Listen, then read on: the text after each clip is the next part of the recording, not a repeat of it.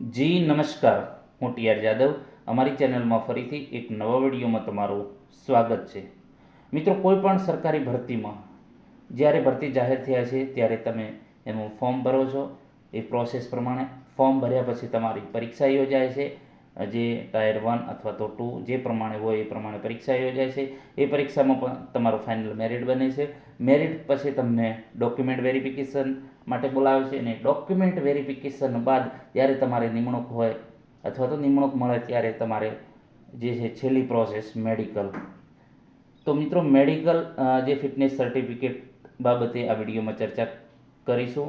ઘણા મિત્રોના phone message આવેલા કે સર મેડિકલ સર્ટિફિકેટ બાબતે થોડું ડિટેલમાં સમજાવો, તો તેના માટે આ વિડીયો બનાવેલો છે કે જીએસઆરટીસી હેલ્પર, કંડક્ટર, ડ્રાઈવર તેમજ અન્ય સરકારી નોકરી માટે મેડિકલ અનિવાર્ય છે. તો મેડિકલ કેવી રીતે કઢાવવું, ક્યાંથી કઢાવવું, ક્યારે કઢાવવું, તો તેના વિશે ડિટેલમાં ચર્ચા કરીશું. તો મિત્રો, આપણે જાણીએ છીએ કે કોઈ પણ સરકારી ખાતું અથવા તો ડિપાર્ટમેન્ટમાં તમે ક્લાસ 1થી લઈને ક્લાસ 4 સુધી તમામે તમામ ખાતામાં જે મેડિકલ છે ફરજિયાત થઈ ગયું છે. અને જે છે મેડિકલ માટે જે તમામે તમામ પ્રોસેસ આ વિડીયોમાં આપણે જોઈશું. તો મિત્રો, અહીં તમે જોઈ શકો છો કે પોલીસ, જીએસઆરટીસી હેલ્પર, કંડક્ટર તેમજ અન્ય સરકારી નોકરી માટે મેડિકલ અનિવાર્ય. મેડિકલ સર્ટિફિકેટ બાબતે A to Z માહિતી કઈ કઈ મેળવીશું માહિતી મેડિકલ સર્ટિફિકેટ, ફિટનેસ સર્ટિફિકેટ માટે કેવી રીતે હોય છે પ્રોસેસ, રિજેક્ટ થવાનું કારણ શું છે, આંખના નંબર બાબતે પણ ચર્ચા કરીશું. મેડિકલ ટેસ્ટમાં કયા કયા ટેસ્ટ કરાવવા પડે છે, મેડિકલ સર્ટિફિકેટ મેળવવા કયા કયા ડોક્યુમેન્ટ સાથે લઈ જવા, મેડિકલ સર્ટિફિકેટ માટે A to Z માહિતી. હવે વાત કરીશું મેડિકલ ફિટનેસ સર્ટિફિકેટ માટે. સર્ટિફિકેટ જ્યાં આપવાનું હોય ત્યાંનો લેટર. હવે ખાસ મિત્રો આ ધ્યાન રાખજો કે જ્યાં પણ જે તે ખાતું અથવા તો જે તે તમે પરીક્ષા પાસ કરી છે તો ત્યાંથી તમને જાણ કરશે, અથવા તો અમુક જે છે ડિપાર્ટમેન્ટ એવા હોય છે કે મેડિકલ પોતાની રીતે જે તે માની લો કે ઇફકો છે, ઓએનજીસી છે, જીએસએસએલ છે, જે એવા ડિપાર્ટમેન્ટ છે કે એમને પોતાની રીતે ત્યાં પોતાના ખર્ચે જે તે સંસ્થા ખર્ચ ઉઠાવતી હોય છે, અને પોતાની રીતે ઉમેદવારોને બોલાવી અને પોતાની હોસ્પિટલ અથવા તો બીજી કોઈ હોસ્પિટલમાં પોતાના ખર્ચે ત્યાં મેડિકલ કરાવતા હોય છે ડાયરેક્ટ, બરાબર. તો ત્યાંથી એ સર્ટિફિકેટ. અને ઘણા એવા ડિપાર્ટમેન્ટ છે, પોલીસ ખાતું અથવા તો જીએસઆરટીસી કે તલાટી કે બીજો અન્ય કોઈ, તો એમને જે છે ડીવી પછી ડાયરેક્ટ એમને જ્યારે નિમણૂક મળે ત્યારે જે તે જિલ્લામાં નિમણૂક મળે છે. તો એ જિલ્લામાંથી જે તે જિલ્લામાં તમને જે તે વિભાગમાં તમને નિમણૂક મળી છે ત્યાંથી તમને એ અધિકારી કહે છે કે ભાઈ તમારે મેડિકલ સર્ટિફિકેટ લાવવાનું છે. હવે ઘણા મિત્રો મેસેજ અથવા તો કોલ કરી રહ્યા છે કે સર મેડિકલ સર્ટિફિકેટ પોતાના જિલ્લામાંથી લાવવું કે. તો મિત્રો, આ માટે તમારે જે તે અધિકારી છે તમને જ્યાં નિમણૂક મળી છે તો એ અધિકારીને પૂછી લેવાનું કે સાહેબ અમારા જિલ્લામાંથી, અથવા તો કે અમે જ્યાં નિમણૂક મળી ત્યાં મોસ્ટ ઓફલી તો તમને જે જિલ્લામાં નિમણૂક મળી છે ત્યાંથી તમે જે તે જિલ્લાની સિવિલ હોસ્પિટલ જ્યાં તમને નિમણૂક મળી છે તો એ જિલ્લાની સિવિલ હોસ્પિટલમાંથી જે છે તમને સિવિલ સર્જન મેડિકલ સર્ટિફિકેટ આપશે. તો એ વાત થઈ કે જ્યાં તમને ખાસ તમારે આટલા ડોક્યુમેન્ટ તો તમારે સાથે લઈ જવા. બીજા તો અન્ય સર્ટિફિકેટ જ્યાં આપવાનું હોય ત્યાંનો લેટર તમને આપશે તો એ લઈ જવાનો. આધાર કાર્ડ, તમારું અસલ અને પાસપોર્ટ સાઇઝના 3 ફોટા, આટલું તમારે ત્યાં લઈ જવાનું છે, બરાબર. તો હવે ચર્ચા કરીશું કે કયા દિવસે કામગીરી થાય છે તે ચેક કરી લેવું. હવે મિત્રો, તમને જ્યાં ત્યાં નિમણૂક મળી છે, બરાબર, તો એ જ્યાં જે જિલ્લામાં નિમણૂક મળી છે તો ખાસ તમારે પૂછી લેવાનું જે તે અધિકારીને કે સર અહીં કરાવીએ કે અમારા જિલ્લામાં. મોસ્ટ ઓફલી આપણે જે વાત કરીએ કે જ્યાં ત્યાં તમને નિમણૂક મળે ત્યાંથી. અને મિત્રો, ખાસ જ્યાં પણ તમે મેડિકલ કરાવવા જશો ત્યાં તમારો એક દિવસ તો પાકો, મતલબ કે સવારે 8 વાગ્યાથી 5 વાગ્યા સુધી સવારે વહેલા જતું રહેવાનું, એટલે તમને સરળતા રહે. વહેલું પણ થઈ શકે, પરંતુ ખાસ જે છે તમારો આખો દિવસ એમાં જશે મેડિકલ માટે. કયા દિવસે કામગીરી થાય છે તે ચેક કરી લેવું. જે તે તમારે જિલ્લામાં તમને મતલબ કે નિમણૂક મળી છે તો એ જિલ્લામાં તમારે પૂછી લેવું જે છે, અથવા તો કોઈ મિત્રને પણ જ્યાં ત્યાં કોઈ ઓળખીતો હોય અથવા તો ત્યાં જઈને પૂછી લેવું કે ક્યારે હોય છે.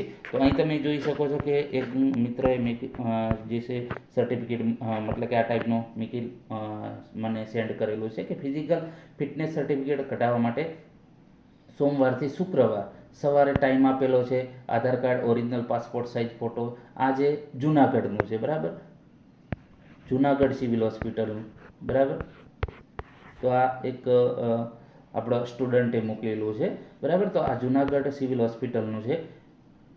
તો આ ટાઈપનું મહેસાણા છે, બનાસકાંઠા છે, અલગ અલગ જિલ્લાઓમાં જે છે સિવિલ સર્જનો નક્કી કરતા હોય છે, અથવા તો એ જે તે હોસ્પિટલ નક્કી કરે છે ક્યારે ફિઝિકલ સર્ટિફિકેટ આપવું, કયા વારે આપવું. તો એ ખાસ તમારે પૂછી લેવું, એટલે તમારા જે છે બીજો દિવસ ખરાબ ના થાય, અથવા તો તમારો સમય બરબાદ ના થાય. તો જે તે સમય હોય, બરાબર, જે તે વાર નક્કી કરેલો હોય કે સોમવાર હોય, મંગળવાર અથવા તો બુધવાર હોય, તો એ ખાસ તમારે પૂછી લેવું, એટલે તમને વધારે આઈડિયા આવી જાય. પછી વાત કરીશું જે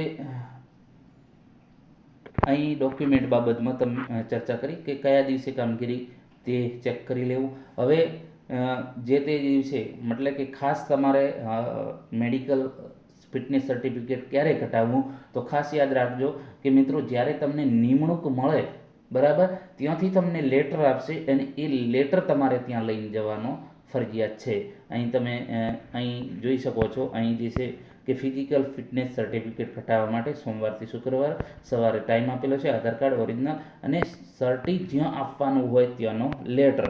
એટલે ખાસ તમારે ત્યાંથી તમને જ્યાં માની લો કે GSRTC હેલ્પર છે, તો ત્યાંથી તમને આપશે લેટર મેડિકલ સર્ટિફિકેટમાં માટે, બરાબર. તો એ જે છે એ ફોર્મ તમારે અથવા તો જે છે લેટર તમારે લઈને ત્યાં જવાનું રહેશે. એટલે પહેલાં મેડિકલ ફિટનેસ સર્ટિફિકેટ માટે પ્રોસેસ નહીં કરવાની, તમને નિમણૂક મળે પછી જ પ્રોસેસ કરવાની. પછી જે દિવસે તમે જે છે હોસ્પિટલમાં જાઓ છો સિવિલમાં, તો પ્રથમ તમારે કેસ કઢાવવાનો, જે રીતે દર્દીઓ કઢાવતા હોય એ કેસ કઢાવ્યા પછી તમારે પૂછી લેવાનું, અથવા તો તમને જે છે એ તમને જણાવશે. તમે કહેશો કે મારે મેડિકલ ફિટનેસ સર્ટિફિકેટ, તો એ તમને જણાવશે કે જે તે મુખ્ય તબીબી અધિકારી અથવા તો જે અન્ય કોઈ જે છે ડિપાર્ટમેન્ટમાં, તો એમને મળવાનું કહેશે. ખાસ તો જે મુખ્ય તબીબી અધિકારીને મળવાનું રહેશે, અથવા તો બીજું જો જે પ્રમાણે તમને વાત કરે એ રીતે, તો ત્યાંથી તમને એક ફોર્મ આપશે. તેમાં જે માહિતી છે તમારે ભરવાની રહેશે, બરાબર. ફોર્મમાં જે રિપોર્ટ હશે એ તમારે કરાવવા પડશે, બરાબર. તો એ ફોર્મમાં જે તે ડિપાર્ટમેન્ટ આપેલા હશે કે આંખ, કાન, અથવા તો જે છે બીજો જે છે ચેસ્ટ માટે એક્સરે, ECG. જો જે તે જિલ્લાઓમાં, મોસ્ટ ઓફલી બધા જિલ્લાઓમાં સેમ જ હોય છે 90%, પરંતુ અમુક જિલ્લાઓમાં એ જે સિવિલ સર્જન ઉપર આધાર રાખે છે કે અમુક જગ્યાએ ECGની જે સગવડતા હોય તો ત્યાં ECG પણ કરાવતા હોય છે, બરાબર. તો એક્સરે છે, બ્લડ ટેસ્ટ છે, આંખ છે, કાન છે, સુગર, ECG, ચેસ્ટ એક્સરે છે, બરાબર, BP, હાઇટ, વજન વગેરે આ તમારે જે છે ટેસ્ટ હોય છે, જે તમારા રિપોર્ટો કરાવવાના હોય છે. તો તમારો આખો દિવસ, મતલબ કે A to Z જેટલા પણ ડૉક્ટરો છે, આંખના છે, કાનના છે, પછી જે એક્સરે છે, BP છે, બરાબર, અને જે છે ટેસ્ટ એ તમારે ફરજિયાત ત્યાં કરાવવાના, જે તે સિવિલ સર્જન જે તે પ્રમાણે તમને એ જણાવે એ પ્રમાણે. અને એ સામે લખેલા જ હોય છે, મતલબ કે જે તે ડૉક્ટરોના નામ એની સામે, અથવા તો તમને કહેશે કે ભાઈ આ ડૉક્ટરને કાન માટે આ ડૉક્ટરને મળવું, તો એ નંબર પણ આપેલા હોય છે કે આ કયા નંબર એમનો ચેમ્બર ક્યાં હોય છે, બરાબર. તો એ રીતે તમારે પ્રોસેસ કરવાની હોય છે. હવે એક મિત્રો ખાસ વાત છે કે તમારે આંખ, તો મિત્રો આંખ માટે જે 5 જે નંબર હોય છે તો લગભગ વાંધો નથી આવતો. 5થી જો વધારે નંબર હોય તો તમને અમદાવાદ રીમેડિકલ માટે પણ મોકલી શકે, અને 5થી વધારે હોય તો પણ રીમેડિકલમાં પણ મતલબ કે વાંધો નથી આવતો. પરંતુ જે તે અમુક 4 મોકલી શકે, અથવા તો અમુક 5, પણ 5 સુધી લગભગ વાંધો નથી આવતો. જે છે ઘણા જે છે GSRTC હેલ્પરમાં ઘણા મિત્રો જે છે ત્યાં નોકરી કરે છે, એ લોકો સાથે વાત કરેલી, તો કે લગભગ 4-5 સુધી વાંધો નહીં આવે. 5 ઉપર હોય તો તમને જે તે મતલબ કે અમદાવાદ સિવિલ હોસ્પિટલમાં તમને ત્યાં રીમેડિકલ માટે મોકલતા હોય છે. એટલે મિત્રો ખાસ આમાં ગભરાવાની જરૂર નથી, અને આમાં રિજેક્શન દર પણ ઓછો હોય છે. પણ એક જે છે મેડિકલ માટેની એક ફોર્માલિટી છે, એટલે ફરજિયાત કરાવવી પડે છે, જે ખાસ ગભરાવાની જરૂર નથી. મોસ્ટ ઓફલી નોર્મલ જ હોય છે, એટલે ચિંતા કરવાની જરૂર નથી. જેમાં ટેસ્ટની વાત કરીએ કે જેમાં અલગ અલગ તમને વાત કરેલી છે કે બ્લડ ટેસ્ટ હોય, આંખ, કાન, સુગર, આંખનું જે છે આંખના ચેક કરે, બરાબર. તો પછી કાનમાં તમે સાંભળી શકો છો કે નહીં, તો એ પ્રમાણે તમારો મતલબ કે ત્યાં મશીનરી હોય છે, તો એ દ્વારા તમારો મતલબ કે ટેસ્ટ કરાવે. એ પછી સુગર છે, ઇસીજી છે, ચેસ્ટ એક્સરે, બીપી, હાઇટ, અમુક જગ્યાએ એક્સરે કરાવે છે, અમુક જગ્યાએ નથી હોતા, બરાબર. તો એ પ્રમાણે પછી બીપી, હાઇટ, વજન વગેરે એ જે કામગીરી મતલબ કે તમારા ટેસ્ટ કરાવવાના રહેશે. હવે વાત કરીશું મેડિકલ જે સર્ટિફિકેટ ફિટનેસ કેવું હોય છે. તો અહીં તમે જોઈ શકો છો જે મેડિકલ ફિટનેસ સર્ટિફિકેટ. અને ખાસ મિત્રો અહીં જે છે ફરીથી વાત કરીશું કે જે આંખ માટે, તો આંખ માટે વાંધો કોને આવે છે, જે ડ્રાઈવર, પોલીસમાં, તો કંડક્ટરમાં, તો જે બ્લાઇન્ડનેસ, કલર બ્લાઇન્ડનેસ એ જે છે ખાસ જે કલર બ્લાઇન્ડનેસ હોય છે, તો એના લીધે થોડો પ્રોબ્લેમ આવી શકે છે. તો મિત્રો કલર બ્લાઇન્ડનેસ આપણને ખુદને પણ નથી ખબર હોતી, જે કલર ઓળખી શકતા નથી, તો એ માટે પણ આપણે એના વિશે હમણાં ચર્ચા કરીશું, બરાબર. તો કે કઈ રીતે ચેક કરવું. હવે અહીં તમે મેડિકલ સર્ટિફિકેટ ફિટનેસ કઈ રીતનું હોય છે, તો આ રીતનું હોય છે સર્ટિફિકેટ. તમે અહીં જોઈ શકો છો, અહીં તમારું નામ અને એ પ્રમાણે તમને આ સર્ટિફિકેટ કાઢીને આપશે. અને અહીં જે તે જે મેડિકલ ઓફિસર હોય છે એનું નામ ને સિક્કો અહીં સીલ હોય છે, બરાબર. એ રીતે બીજું પણ તમે જોઈ શકો છો. આ તમારે એક ડુપ્લિકેટ મતલબ કે તમને જોવા માટે એક ફોર્મેટ આપેલું છે, મેડિકલ સર્ટિફિકેટ આ ટાઈપનું હોય છે તમારા. હવે મિત્રો જે કલર બ્લાઇન્ડનેસ, તો આ ટાઈપનું તમને મતલબ કે હોય છે.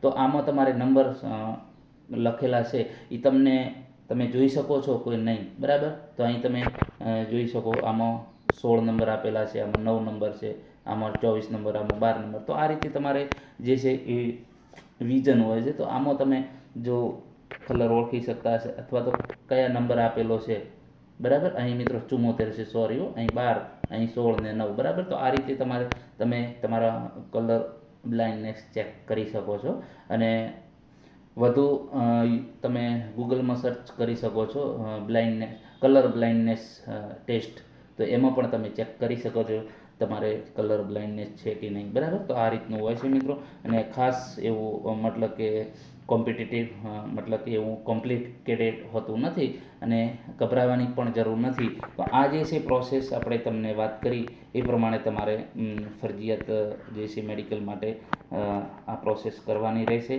અને તમામે તમામ જે છે પ્રોસેસ એક દિવસમાં તમને સાંજે 5 વાગ્યા સુધી તમને જે તે મેડિકલના જે સિવિલ સર્જન છે અથવા તો સુપ્રિન્ટેન્ડન્ટ એ તમને મેડિકલ સાંજે આપી દેશે, બરાબર. ત્યાંથી પછી તમે મેડિકલ સર્ટિફિકેટ જે તે ડિપાર્ટમેન્ટમાં જમા કરાવી શકો છો. તો મિત્રો આજે છે મેડિકલ સર્ટિફિકેટ, જે મેડિકલ ફિટનેસ સર્ટિફિકેટ બાબતે ચર્ચા કરી.